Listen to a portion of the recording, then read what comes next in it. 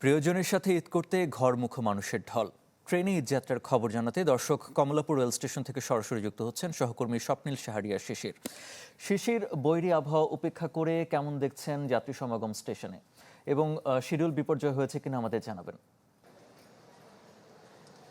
আরফিন, সকাল ৮টার দিক থেকে রাজধানী ঢাকায় কিন্তু তুমুল বেগে বৃষ্টি শুরু হয় এবং কিছুক্ষণ আগে সেই বৃষ্টির বেগ কিছুটা কমে এসেছে, তবে এখনও কিন্তু ঝিরঝির করে বৃষ্টি পড়ছে। এই বৈরী আবহাওয়া উপেক্ষা করেই সাধারণ মানুষ যারা প্রিয়জনের সাথে এদের আনন্দ উদযাপন করতে গ্রামের পথ ধরেছেন, তারা কিন্তু ঠিকই কমলাপুর রেল স্টেশনে এসে পৌঁছেছেন। এবং আমরা দেখতে পাচ্ছি যে এটি যে গতকালকে কমলাপুর রেল স্টেশনে যে পরিমাণ ভিড় ছিল সে তুলনায় আজকে ভিড় কিছুটা কম। এবং যাত্রীরা আসলে একটি অভিযোগই করেছেন, সেটা হচ্ছে টিকিট প্রাপ্তি নিয়ে অভিযোগ। অনেকেই বলছেন যে অনলাইনে যখন টিকিট কাটতে গিয়েছেন সেক্ষেত্রে তাদেরকে যথেষ্ট ঝামেলা পোহাতে হয়েছে। যে সময় পর্যন্ত টিকিট বিক্রি করা হয়েছে ওই সময়ের মধ্যে অনেকেই টিকিট কাটতে পারেননি, ফলে অনেকেই ব্ল্যাকে টিকিট কাটার চেষ্টাও করেছেন, এরকম কথাও কিন্তু আমাদেরকে জানিয়েছেন। আর অধিকাংশ ট্রেনের কথাই যদি বলি, যেগুলো নির্ধারিত গন্তব্যের উদ্দেশ্যে ছেড়ে যাচ্ছে প্ল্যাটফর্ম থেকে, সে সমস্ত ট্রেনে যেটি বলছিলাম যে খুব বেশি একটা যাত্রী চাপ দেখিনি। তবে উত্তরবঙ্গমুখী দুই একটি যে ট্রেন রয়েছে, সেই দুই একটি ট্রেনের ক্ষেত্রে আমরা দেখেছি যে ছাদে করেও কয়েকজন যাত্রীকে বৃষ্টির মধ্যেই তারা কিন্তু গন্তব্যের উদ্দেশ্যে গেছেন। যদিও আপনি জানেন যে বারবার রেল কর্তৃপক্ষ থেকে এবং আইনশৃঙ্খলা বাহিনীর পক্ষ থেকে বলা হচ্ছে যে এটি এইরকমভাবে অনিরাপদভাবে যেন কেউ ট্রেনে করে যাতায়াত না করেন, সেই বিষয়টি নিরুৎসাহিত করা হচ্ছে। তবে কেউ কেউ কিন্তু আসলে সেটি মানেননি, তারা ছাদে করেই পলিথিন মুড়িয়ে আমরা দেখতে পেয়েছি যে এই ট্রেনের ছাদে করে তারা গন্তব্যের দিকে গেছেন। আর শিডিউল বিপর্যয়ের বিষয়ে জানতে চাচ্ছিলেন, এখন পর্যন্ত যে সমস্ত ট্রেন ছেড়ে যাওয়ার কথা এই প্ল্যাটফর্ম থেকে, সেগুলো ৭-৮টি ট্রেন নির্ধারিত সময়ে ছেড়ে গেছে। শুধুমাত্র একটি ট্রেনের কথা বলতে পারি, সেটি হচ্ছে নীলসাগর এক্সপ্রেস, যেটি সকাল ৬টা ৪৫-এ ছাড়ার কথা ছিল, কিন্তু এখনও সেই ট্রেনটি ছাড়েনি। সম্ভাব্য সময় যে ডিজিটাল বোর্ডটি রয়েছে স্টেশনে, সেখানে দেখানো হয়েছে যে সকাল ৯টার দিকে, অর্থাৎ কিছুক্ষণের মধ্যেই হয়তোবা সেই ট্রেনটি প্ল্যাটফর্ম ছেড়ে যাবে। সার্বিকভাবে যাত্রীরা যেটি বলছেন, যতই প্রতিবন্ধকতা থাকুক, প্রতিকূল আবহাওয়া থাকুক, প্রিয়জনের সাথে যে ঈদ করতে যাওয়ার যে আনন্দ, সেই আনন্দ আসলে অন্য সব কিছুকে ছাপিয়ে যায় এবং নিরাপদে তারা বাড়ি ফিরবেন, প্রিয়জনের কাছে পৌঁছাবেন, সেই প্রত্যাশাটাই তারা কিন্তু জানিয়েছেন। এবং আইনশৃঙ্খলা বাহিনী, রেল কর্তৃপক্ষ বলছেন যে সার্বিকভাবে যারা যাতায়াত নির্বিঘ্ন রাখতে, নিরাপদ রাখতে যে ধরনের প্রস্তুতি, সেই প্রস্তুতি নিয়েই তারা কাজ করছেন। আরেফিন। শিশির, আপনাকে ধন্যবাদ। টাঙ্গাইল থেকে যুক্ত হচ্ছেন সহকর্মী মাসুদ রানা। আমরা সকাল থেকে শুনছিলাম ৪৫ কিলোমিটার দীর্ঘ যানজট সৃষ্টি হয়েছে এবং সাথে যুক্ত হয়েছে বৈরী আবহাওয়া। কতটা দুর্ভোগে ঘরমুখো মানুষ? আমি কি কিছু ধরেছি নাকি?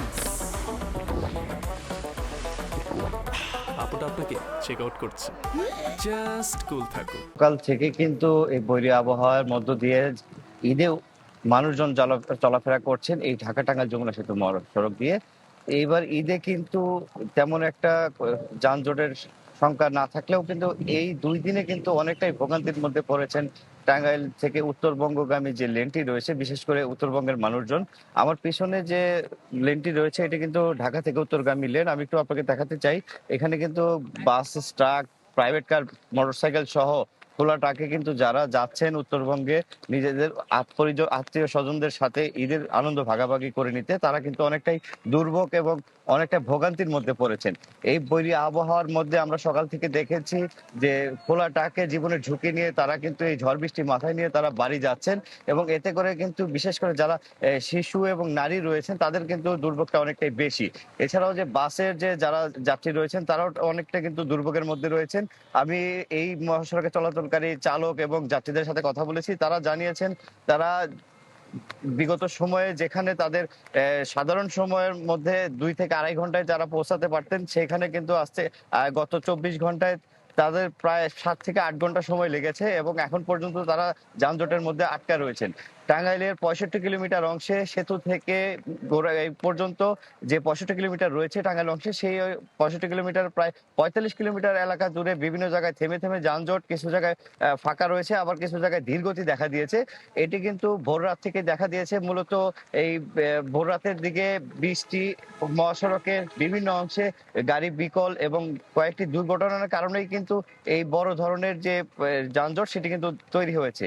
এবং আমি টাঙ্গাইলের যে পুলিশ সুপার রয়েছেন তার সাথে কথা বলেছি, তিনি জানিয়েছেন তারা পর্যাপ্ত পরিমাণে পুলিশ সদস্য মোতায়েন করা হয়েছে এই মহাসড়কে। তারা সার্বিকভাবে সকল প্রস্তুতি নিয়েও এই বৈরী আবহাওয়া এবং বিকল গাড়ির কারণে কিন্তু এই মহাসড়কে তেমন একটি সুযোগ সুবিধা করতে পারছেন না এই ভুক্তভোগী যারা রয়েছেন তাদের। এবং সর্বশেষ আমি এখানে কথা বলেছি টাঙ্গাইলের যে হাইওয়ে পুলিশের দায়িত্বে আছেন তার সাথে কথা বলেছি, তিনি জানিয়েছেন যে মহাসড়কে ফিটনেসবিহীন গাড়ি চলাচলের কারণে সেই যত্রতত্র পার্কিং এবং যাত্রী ওঠানামার কারণে, এবং সেই সাথে তিনি আরো জানিয়েছেন এই মহাসড়কে যারা চলাচল করছেন তারা কিন্তু গাড়ি না পেয়ে অধিকাংশ রাস্তায় এখনো রয়েছেন, যে কারণেই এই যে বেপরোয়া গতির বাস চালক তারা অসুস্থ প্রতিযোগিতার মধ্য দিয়ে এই যে যাত্রী তোলা উঠানামা করছেন।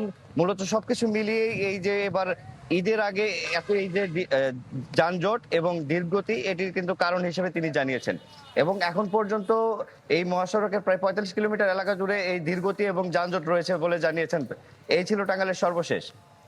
রানা, আপনাকে ধন্যবাদ। সহকর্মী রফিকুল ইসলাম খান রয়েছেন গাজীপুরে। রফিক, গাজীপুরের কি পরিস্থিতি আমাদের জানাবেন। বৃষ্টি উপেক্ষা করেই আপনজনের সাথে ঈদের আনন্দ ভাগাভাগি করে নিতে এই মুহূর্তে কিন্তু চন্দ্রামুড়ে বিপুল সংখ্যক মানুষ এবং যানবাহন জড়ো হয়েছে। আপনাকে যদি একটু দেখায়, যদিও ফজরের পর থেকে কিন্তু মুষলধারে বৃষ্টি পড়ছে, সেই বৃষ্টির মধ্যে আমরা দেখছি বিপুল সংখ্যক মানুষ শেষ মুহূর্তে আসলে বাড়ি যাওয়ার জন্য এসেছে। আপনাকে যদি একটু বলে রাখি, এই মুহূর্তে আসলে ঢাকা টাঙ্গাইল মহাসড়কের খারাজোড়া থেকে শফিপুর পর্যন্ত প্রায় 5 কিলোমিটার গাড়ির লম্বা লাইন রয়েছে। এছাড়া চন্দ্রা রবীনগর সড়কে কিন্তু চন্দ্রা থেকে বারুইপাড়া পর্যন্ত প্রায় 4 কিলোমিটার গাড়ির সারি রয়েছে। এই গাড়িগুলো আসলে ধারণা করা হচ্ছে আরো 2 ঘন্টা লাগতে পারে সড়কটি স্বাভাবিক হতে। এছাড়া যে ঢাকা ময়মনসিংহ মহাসড়ক রয়েছে সেই সড়কে কিন্তু থেমে থেমে যানবাহন চলছে। শুধুমাত্র গাজীপুর চৌরাস্তা কেন্দ্রিক কিছুটা যানবাহনের জটলা রয়েছে। তাছাড়া ওই সড়কে যারা এই মুহূর্তে যাতায়াত করবেন তাদেরকে কিন্তু তেমন কোনো ভোগান্তিতে পড়তে হচ্ছে না। শুধুমাত্র ঢাকা টাঙ্গাইল মহাসড়কে চন্দ্রা কেন্দ্রিক কিছুটা ভোগান্তি রয়েছে। আমরা আসলে পুলিশের সাথে কথা বলেছি, তারা যেটি বলছেন গতকাল যখন একসাথে সব শিল্প কারখানা বন্ধ হয়ে যায় তখন থেকে কিন্তু যাত্রী এবং যানবাহনের চাপ বাড়ে। সেই চাপ এখনো রয়েছে। তবে রাতে আইনশৃঙ্খলা বাহিনীর সদস্যরা বেশ কয়েকবার এই গাড়িগুলো পারাবারের জন্য একমুখী যান চলাচলের ব্যবস্থা করেছিল, অর্থাৎ কালিয়াকুর বাইপাস এলাকাতে ঢাকামুখী যান চলাচল বন্ধ করে দিয়ে শুধু উত্তরবঙ্গগামী যে সমস্ত গাড়ি রয়েছে সেই গাড়িগুলো চালিয়েছে, যে কারণে রাত্রে কিন্তু প্রায় 20 কিলোমিটার দূরে জ্যাম ছিল, সেটি কমতে সময় যত যাচ্ছে ততই কিন্তু সেই যানজটটা কমে আসে। এবং ধারণা করা হচ্ছে আরো 2 থেকে 3 ঘন্টার মধ্যে এই চন্দ্রামুড় স্বাভাবিক হবে, এমনটি আমাদের আইনশৃঙ্খলা বাহিনীর সদস্যরা জানিয়েছে। তবে এখন পর্যন্ত যারা আসছেন তাদেরকে কিন্তু তেমন অতিরিক্ত ভাড়া আদায়ের একটি অভিযোগ ছিল গতকাল থেকে, সেটি কিন্তু আজকে নেই, কারণ যারা এই মুহূর্তে যাচ্ছেন তাদেরকে অতিরিক্ত ভাড়া দিতে হচ্ছে না। তো আমরা কাউন্টারের মালিক এবং যারা যাত্রী রয়েছে তাদের সাথে কথা বলেছি, তারা যেটি বলছেন কালকে যে 600 টাকার ভাড়া 1400 টাকা ছিল, আজকে মোটামুটি সহনীয় পর্যায়ে বাস মালিক বাসের যারা রয়েছে তারা ভাড়া নিচ্ছেন। তবে আইনশৃঙ্খলা বাহিনীর সদস্যরা যেটি বলছেন, যদি কোনো যানবাহনের বিরুদ্ধে সুনির্দিষ্ট অভিযোগ থাকে অতিরিক্ত ভাড়া আদায়, তাহলে তারা সেই গাড়ির বিরুদ্ধে ব্যবস্থা নেবে। এই ছিল এখান থেকে সর্বশেষ খবর। আরিফিন। রফিক, আপনাকে ধন্যবাদ।